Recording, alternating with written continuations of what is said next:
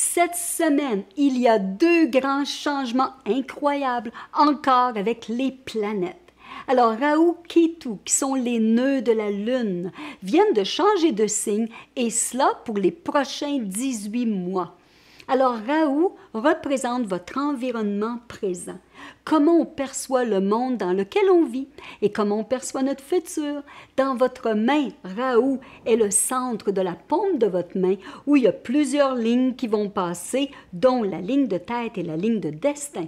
Alors, si on est dans un bon environnement, on va prendre soin de ces deux lignes, sinon, on peut endommager nos lignes. Ketu, lui, représente notre passé, nos expériences, bonnes ou mauvaises. Et dans votre main, Ketu, on le voit par votre poignet et les bracelets de sagesse. Alors, en ce moment, Ketu vient de changer dans le signe du Capricorne, un signe solide de terre.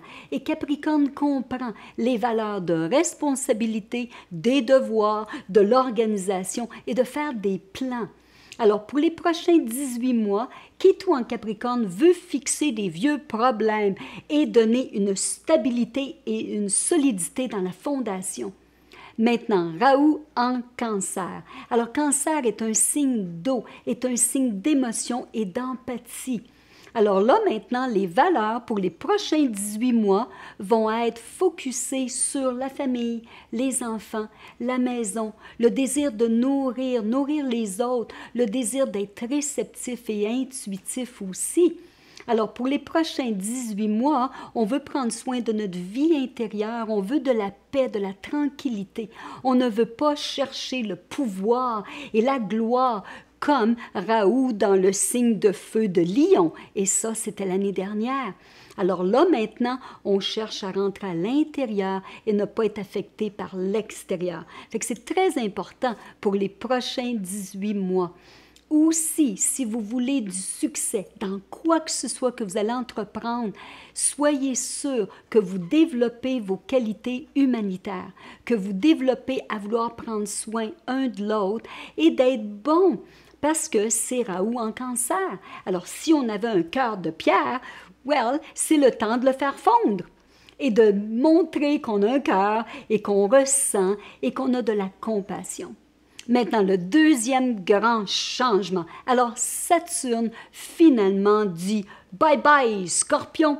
Alors, je vais te revoir dans 28 ans. » Saturne vient de changer de signe, encore une fois, dans le signe Sagittaire, où il veut trouver la vérité et il veut avoir une conscience plus éveillée, ouverte à de nouvelles idées.